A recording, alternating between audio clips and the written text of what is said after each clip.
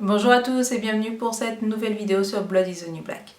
Le mois de juillet vient de se terminer, vous savez donc très probablement de quoi va parler cette vidéo. Et oui, nous allons refaire la rubrique nécrologique du mois de juillet 2015. Le mois de juillet 2015 a vraiment été un mois très difficile pour la salle de bain. Je ne sais pas pourquoi, mais d'habitude je vous présente genre 5 produits et là j'en ai près d'une dizaine. La salle de bain est donc totalement dévastée. Je compte sur vous pour présenter toutes vos condoléances à ces pauvres petits produits tombés au combat. Sur ce, on commence directement avec, une fois n'est pas coutume, un produit de coloration capillaire. Il s'agit du Voodoo Blue de Manic Panic en Amplified. C'est la couleur que j'utilise pour mes pointes. Donc il a l'air bleu mais c'est du turquoise en fait, et surtout que moi quand je décolore mes cheveux ça fait jaunâtre et bah au final ça fait du vert. J'aime beaucoup les Manic Panic, c'est ce qui tient le mieux sur moi et encore plus en version Amplified. Je le rachèterai évidemment car je suis fidèle à cette couleur depuis pas mal de temps. Il coûte quelque chose comme 12 à 13 € sur Colormania et personnellement j'en suis très satisfaite. J'ai aussi terminé cette cure de compléments alimentaires de la marque Juvamine, c'était le SOS Detox. J'en ai fait un article sur mon blog si cela vous intéresse. Donc c'est censé vous aider à éliminer, etc. Comme tout complément alimentaire, je ne sais absolument pas quantifier la réussite.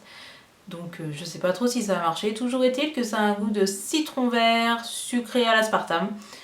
Que c'était vraiment pas mal dans une bouteille d'eau au frais et que j'emmenais ça au travail, c'était plutôt cool.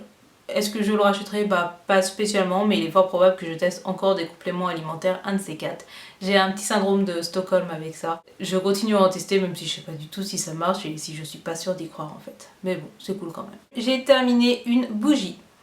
J'adore les bougies parfumées, j'en suis une assez grosse consommatrice, mais il faut bien l'avouer, les bougies ça dure super longtemps. Donc celle-ci c'était une bougie de la marque La Sultane de Saba, une marque de soins spa que j'adore parce que les produits sentent super bon. Ici c'était la bougie Voyage japonais qui est au lotus et au néroli, donc ça sentait vraiment très fort le néroli. C'est une odeur que j'aime beaucoup. Par contre, cette bougie est vraiment très forte, donc si jamais vous en achetez ou autre, je vous conseille de vraiment la faire brûler dans une grande pièce, parce que dans un couloir ça devient juste irrespirable au bout d'un moment. Nous poursuivons évidemment notre hécatombe de lotion, puisque j'ai terminé cette lotion tonique de Clarins. C'était la première fois que j'ai testé une lotion Clarins et je suis plutôt satisfaite. C'était une lotion à la camomille qui est bien connue pour ses propriétés défatigantes et apaisantes. J'aimais beaucoup l'appliquer le soir sur mes yeux parce qu'elle avait vraiment un côté reposant, qui est ce que j'aime bien dans les lotions. Par contre, il est vrai qu'elle coûte quand même assez cher. Elle doit coûter pas loin de 20 € pour 200 ml, ce qui est tout de même assez cher. Mais si vous cherchez une lotion de bonne marque, de très bonne qualité et qui a un effet reposant, je ne peux que vous la conseiller.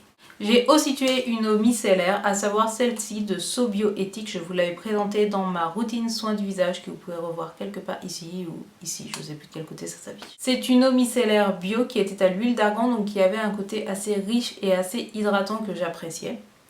En termes d'efficacité, c'est une eau micellaire, ça veut dire que c'est bien mais c'est pas génial. Genre avec ça je ne peux pas retirer un rouge à lèvres mat et je ne peux pas retirer un eyeliner vraiment waterproof. Pour tout le reste il n'y a pas de souci, c'était une très bonne eau micellaire et en plus elle coûte quelque chose comme 10-12 € pour ce très gros format et ça c'est top. Il se trouve qu'une deuxième eau micellaire est décédée dans la salle de bain. Vous pourriez penser que c'est parce que je me suis maquillée 3 fois plus ce mois-ci, mais que nenni. En effet, celle qui est partie n'est autre que l'eau micellaire de la Sultane de Saba, une marque que j'adore. Attention, âme sensible s'abstenir, mais voici. Cette eau micellaire est tombée du lavabo. Enfin, elle est tombée. On l'a poussée. Le coupable a été retrouvé. Il habite avec moi dans cette maison. Je ne citerai pas son nom. Il a dit pour sa défense que cette eau micellaire était sur le bord du lavabo et que donc elle l'avait quand même cherchée. J'estime que chaque eau micellaire devrait être en sécurité sur un lavabo et que ce n'est pas parce qu'elle est sur le bord qu'elle cherche à tomber. Je trouve l'insécurité dans cette salle de bain vraiment inquiétante et j'espère qu'il n'y aura pas d'autres victimes du même acabit, sinon il va falloir se demander s'il n'y a pas un serial killer dans ma maison. J'ai aussi terminé ma Bloating Powder de NYX, je vous en ai parlé à de très nombreuses reprises, c'est une poudre que j'adore parce qu'elle est vraiment très efficace en termes de poudre matifiante.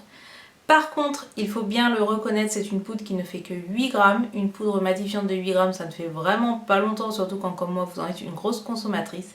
De ce fait, elle m'a fait à peine 2 mois et elle est déjà morte. Elle coûte quelque chose comme 12-13 euros. Il est probable que je la rachète parce qu'elle est quand même vraiment efficace.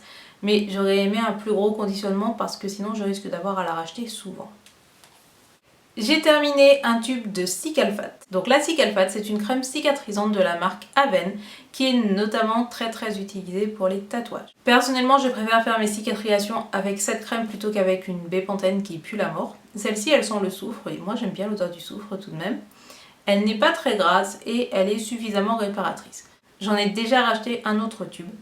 Donc pour ceci, pas de souci, elle va être bien réincarnée dans la salle de bain. Je crois que je fais genre la moitié de mes vidéos où j'ai les ongles nus, mais en réalité je me mets très régulièrement du vernis. De ce fait, j'ai terminé un bain dissolvant de la marque Auchan. Depuis que les bains dissolvants sont arrivés, ça a totalement révolutionné ma vie. Je n'utilise quasiment plus que ça. En plus, j'ai la chance énorme d'avoir des ongles super résistants. Donc même si généralement dans ces petits pots de dissolvant, il y a des produits vraiment corrosifs ou quoi que ce soit, ça n'est pas très grave parce que mes ongles le vivent très bien. Donc j'achète généralement ceux de la marque Auchan, ça doit coûter 2-3 euros, un truc comme ça. C'est aussi efficace que le Sephora qui coûte genre 3-4 euros plus cher. Ça ne pue pas, c'est efficace et ça me dure suffisamment longtemps, donc voilà, je vais le racheter, ça c'est sûr et certain. Un produit que j'aimerais bien racheter mais que je ne peux pas, c'est ceci. Il s'agit de mon liner Miracle Romance qui n'est autre que mon liner Sailor Moon que j'avais ramené du Japon. C'était un liner japonais et vous savez tout le bien que je pense des liners japonais, cette pointe fine et souple avec cette tenue de gueudin. Je vais le regretter, ça c'est sûr, d'autant plus que bon, c'est un liner Sailor Moon quoi, enfin voilà. Donc je ne peux pas le racheter. Alors il est possible maintenant, il me semble, de le commander sur le site de Bandai ou alors de l'acheter dans certains magasins de manga, sauf que genre en France ça coûte 20 euros, je l'ai payé 10 euros au Japon, je suis pas prête à remettre 20 euros dans un liner, voilà. Si je retourne au Japon, je rachèterai sans doute par contre. Et nous arrivons au dernier produit décédé du mois, il s'agit de ce baume à lèvres de la marque Vitacitral. Alors c'est un baume à lèvres tout con avec une protection IP15 donc pourquoi pas. Je ne lui ai pas trouvé d'action mirobolante, voilà c'est un baume à lèvres qui avait la qualité de ne pas avoir trop d'odeur mais à part ça c'était pas, voilà, c'était pas l'extase. Je ne le rachèterai pas parce que j'ai déjà 40 000 baumes à lèvres à terminer et que ça suffira bien. Voilà, c'est tout pour mes produits terminés du mois. Je compte donc sur vous pour rendre un dernier hommage à ces pauvres produits décédés. J'espère que cette vidéo vous a plu et je vous dis à bientôt pour la prochaine. Tchuss!